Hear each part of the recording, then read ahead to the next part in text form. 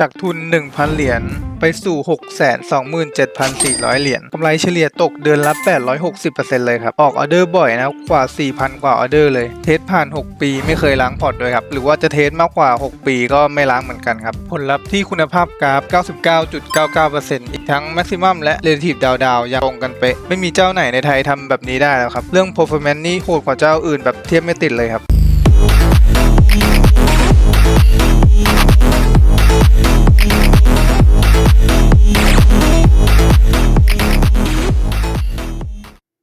ครับก็ในคลิปนี้นะครับก็จะมาสอนวิธีการ backtest นะครับตัว forex กับ origin นะครับของ EA ค่าย Nexus ของเรานะครับผมก็หลังจากที่เพื่อนๆได้เปิดdrive ไฟล์ drive ขึ้นมาก็จะเจอกับ2ไฟล์แบบนี้นะครับก็คือเจ้าตัว forex กับ origin นะครับสำหรับ backtest นะครับผมก็สมมุติว่าเราจะ backtest ทั้ง2ตัวเลยแล้วกันนะครับแล้วก็กดเข้าไปที่origin ก่อนแล้วกันนะครับแล้วก็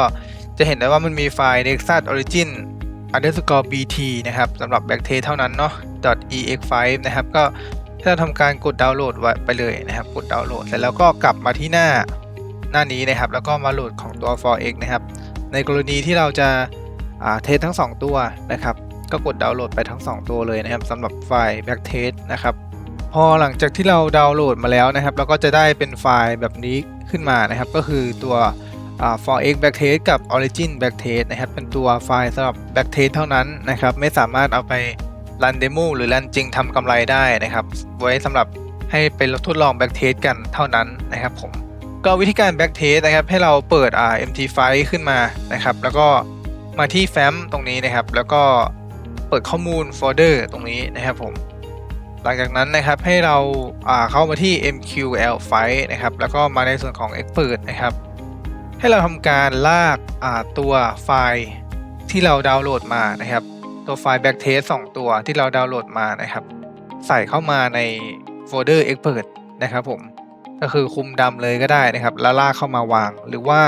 จะทำการคลิกขวาคัดลอกแล้วมาเพจลงมาวางลงในนี้ก็ได้เช่นกันนะครับในที่นี้ผมได้วางไฟล์มันลงไปแล้วก่อนหน้านี้แล้วนะครับก็คือนี่นะครับ forex backtest กับ origin backtest นั่นเองนะครับก็หลังจากที่เราวางไฟล์ในโฟลเดอร์แล้วนะครับให้เรากดปิดไปเลยนะครับแล้วก็เราจะมาดูในส่วนของหน้าต่างหลักของ empty file กันนะครับวิธี backtest นะครับ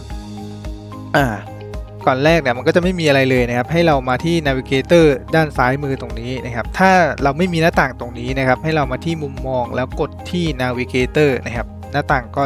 จะเด้งขึ้นมานะครับอันนี้แล้วก็ซูมให้มันใหญ่ได้นะครับปรับให้มันใหญ่ขึ้นได้นะครับประมาณนี้เนาะ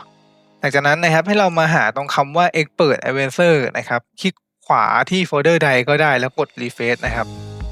หลังจากนั้นพอเรากด refresh ไปเนี่ยมันก็จะขึ้นโฟลเดอร์นะครับ Nexus forex backtest กับ Nexus origin backtest ขึ้นมานะครับเดี๋ยวผมจะยกตัวอย่างวิธีการ backtest ของทั้ง2อันเลยแล้วกันนะครับเริ่มจาก origin ก่อนก็ได้เนาะวิธีการ backtest นะครับให้เรากดคลิกขวานะครับกดคลิกขวาที่ Nexus origin backtest นะครับแล้วกดที่ทดสอบตรงนี้เนาะกดคำว่าทดสอบเลยนะครับอันนี้ทีนี้หน้าต่าง backtest ของเราก็จะเด้งขึ้นมานะครับบางคนอาจจะเด้งขึ้นมาไม่สุดนะอาจจะบีบกันอยู่อย่างนี้นะครับเราก็เลื่อนมันขึ้นมาแบบนี้เนาะประมาณนี้นะครับพอหลังจากที่เรากดมันขึ้น pop up แบบนี้แล้วนะครับสิ่งแรกที่เราต้องทำนะครับคือเราต้องปรับพศเนี่ยนะครับปรับพศที่ PC เรานะครับมุมด้านล่างขวาที่ผมใช้เคอร์เซอร์เมาส์วนอยู่ตรงนี้นะครับปรับให้มันเป็นปีคริสตศักราชนะครับก็คือปรับให้เป็นปี 2026 นะครับบางคนอาจจะเป็น 2569 หรือ 2570 อะไรแบบนี้นะครับเป็นปีพศซึ่งเราต้องปรับให้เป็นคศก่อนนะครับให้ระบบมันได้คำนวณเป็นเวลาสากลในการแบ็กเทสนั่นเองนะครับวิธีการปรับก็ง่ายๆนะครับก็กดคลิกเข้าไปแล้วก็ไปตั้งค่าในตัวPC ของเรานะครับก็ณทีนี้ผมอาจจะยังไม่ได้ยกตัวอย่างเนาะนะครับหลายๆคนน่าจะปรับได้นะครับก็เข้าไปที่ตั้งค่าแล้วก็ปรับเวลาเอานะครับไม่น่ายากอะไรนะพอหลังจากที่เราปรับเป็นคศตรงนี้เสร็จเรียบร้อยแล้วนะครับเป็นปีคริสตศักราช 2000 เสร็จเรียบร้อยแล้วเราก็จะกลับมาที่หน้า empty file นั่นเองนะครับตรงนี้นะครับในส่วนของช่องแรกเลยก็จะเป็นตัว EA ที่เราได้กดทดสอบไว้นะครับก็คือ Nexus origin /bt นะครับเป็นไฟล์ backtest ชื่อสัญลักษณ์ตรงนี้นะครับให้เราหาของทองคำนะครับก็คือลองหาดูนะครับที่มันจะเขียนว่า XAU USD นี่นะครับก็ประมาณนี้นะครับแต่อันเนี้ยผมใช้เป็นdata นี้เพราะว่าผมได้อัปโหลด data คุณภาพกราฟที่ 99% มามันจะเพิ่มความแม่นยำมากขึ้นนะครับแต่ถ้าใครไม่มีนะครับใครไม่มีก็ใช้อันนี้ได้ครับเป็นdata ของโบรกเกอร์นั้นนั่นเองนะครับอันนี้ผมขออนุญาตใช้เป็น data ของผมที่อัปโหลดเอาไว้แล้วกันนะครับประมาณนี้ทำเฟรมเราปรับเป็น M4 นะครับตรงนี้เป็น M4 นะครับเราจะเทสกันที่ M4 เนาะวันที่นะครับแนะนำให้แบบกำหนดเองเลยนะครับแนะนำตั้งแต่ปี 2020 ก็ได้นะครับผมว่าประมาณเทสสักประมาณ 5-6 ปีกำลังดีนะครับมันจะได้โหลดกราฟไม่นานด้วยนะจริงๆแค่6ปีนี่ถือว่าเหลือแหล่มากๆแล้วนะครับเพราะว่าผ่านทุกสภาวะตลาดมาพอสมควรแล้วนะครับหรือจะใครจะเทสมากกว่า6ปีก็ได้นะ8ปี10ปีก็ได้นะครับผมอันนี้ก็ตั้งวันที่ไว้ด้วยนะครับส่วน forward นี้ให้ปรับเป็นไม่ใช่นะครับผมการล่าช้านี่ก็คือการหน่วงของเซิร์ฟเวอร์ผมแนะนำให้เป็นแบบ258นะครับก็คือตั้งตามผมเลยก็ได้เนาะตรงนี้สำคัญมากครับให้เราแบ็กเทสแบบทุกทิกนะครับมาจากทิกจริงนั่นเองนะครับมันจะเพิ่มความแม่นยำเกือบมากที่สุดเลยก็ว่าได้นะครับเงินฝากตรงนี้นะแนะนำใส่เป็น 1,000 นะครับเพราะว่าเราเงินตั้งต้นเนี่ยขั้นต่ำในการรันก็คือ 1,000 เหรียญพอร์ต USD นั่นเองนะครับ USD นะประมาณนี้ leverage ก็ใส่ไปได้นะครับ leverage ของโบรกเกอร์อันนี้ผมใช้ที่1 ต่อ 1,000 นะครับเทสที่โบรก IC Market นะครับเพราะว่าเป็นโบรกที่เหมาะสำหรับการรัน EA ตัวนี้มากที่สุดนั่นเองนะครับพอเราตั้งค่าหน้าหลักเสร็จเรียบร้อยแล้วนะครับให้เรามาที่ตัวแปรตรงนี้นะครับขออนุญาตเลื่อนขึ้นมานะครับตรงนี้นะครับเราไม่ต้องตั้งอะไรมากเลยนะครับเราหาพื้นที่โล่งๆช่องไหนก็ได้กดคลิกขวาครับแล้วก็กดค่าเริ่มต้นครับมันจะรีเซ็ตทุกอย่างเป็นค่าโรงงานนะครับผมซึ่ง A ตัวนี้ผมเซตค่าหลักมันไว้ที่ค่าโรงงานแล้วเราไม่ต้องใส่ไฟล์ preset มันเพิ่มเติมหรือว่าเราไม่ต้องมานั่งกดตัวเลขทีละบรรทัดให้มันยุ่งยากนะกดคลิกขวาแล้วกดค่าเริ่มต้นได้เลยนะก็จะเป็นค่าโรงงานที่พร้อมรันพร้อมแบ็กเทสเลยนะครับผมหลังจากนั้นที่เรากลับมาตรวจเช็คหน้าแรกอีกรอบแล้วก็เช็คทุกอย่างนะครับว่าไม่มีอะไรผิดปกตินะครับแล้วก็กดเริ่มต้นรันได้เลยครับมุมขวาล่างตรงนี้นะฮะกดเริ่มรันได้เลยนะครับเดี๋ยวเรามาดูหน้ากราฟกันครับระหว่างนี้ผมขออนุญาตเร่งเวลานะครับเพื่อจะได้ไม่กินเวลาคลิปเนาะเดี๋ยวเราไปดูการทำงานของ EA กันเลยครับ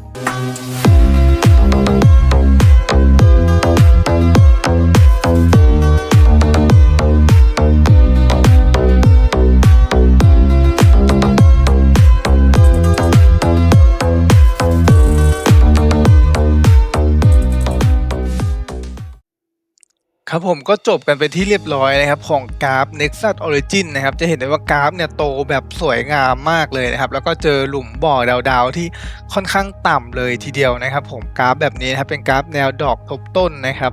เรามาดูตรงส่วนนี้นะครับผมจากทุน 1,000 เนี่ยนะครับขึ้นไปสู่ 119,000 นะครับหักลบกำไรสุทธิเหลือ 37,800 ซึ่งเป็นกำไรที่พอเหมาะพอควรมากๆนะครับสำหรับการรัน6ปีนะครับที่สำคัญไม่ล้างพอร์ตด้วยนะครับคุณภาพกราฟ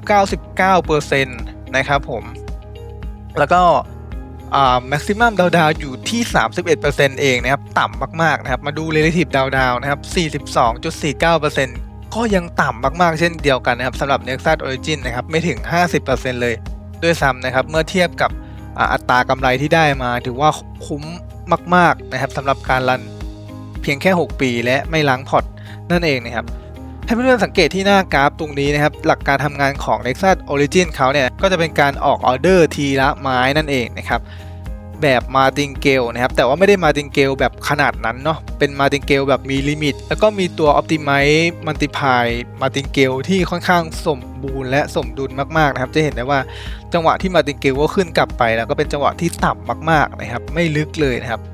จะมี3ช่วงที่ลึกแต่ก็ไม่ถึงกับดาวหนักมากนะครับผมเห็นไหมครับว่าพอร์ตโตตลอดเลยนะเป็นการออกแบบทีละไม้มี TPSL และ Martingale แบบ Multiply Optimization นะครับผมซึ่งทำให้ตัว EA ตัวนี้ Nexus Origin ปลอดภัยมากๆแล้วก็ทำพอร์ตโตได้ถึงขนาดนี้ถือว่า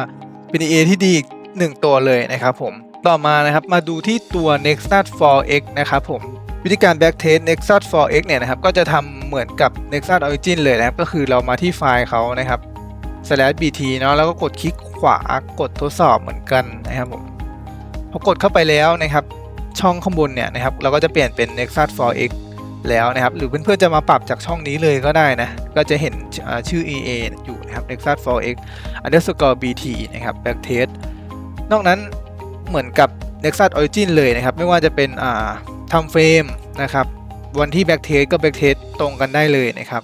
เงินทุนก็ฝาก 1,000 เหรียญเหมือนกัน standard เหมือนกันนะครับเอาง่ายๆหน้าหลักเนี่ยเราไม่ต้องปรับอะไรเลยนะครับเราปรับแค่มาเป็น 4x backtest เท่านั้นนะครับเพื่อ backtest เจ้าตัว 4x นะครับผมต่อมานะครับค่าตัวแปรนะครับก็ทำเหมือนกับ Origin เลยก็คือเราจะคลิกขวา1ทีแล้วมาที่ค่าเริ่มต้นนะครับให้รีเซ็ตเป็นค่าโรงงานนะครับผมนอกนั้นเราก็ไม่ต้องไปยุ่งไปปรับค่าตัวเลขอะไรทั้งนั้นเลยนะครับคลิกขวากดค่าเริ่มต้นเท่านี้คือจบนะครับหลังจากนั้นนะครับเราก็ให้ทำการกดเริ่มต้นเลยนะครับสำหรับการ backtest Nexus 4x นะครับก็เดี๋ยวเรามาดูหลักการทำงานการวิ่งของกราฟกันนะครับว่าจะวิ่งทรงไหน Okay, let's go.